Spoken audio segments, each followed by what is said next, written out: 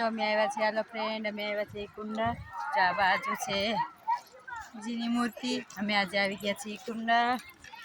જો બહુ જોયા જે વસ્તુ, અહીંયા આવો તો આવજો, સારંગપુર જરૂર અહીંયા આવજો. આ જો બધી આ જગ્યા છે કુંડાની, જો દેખાય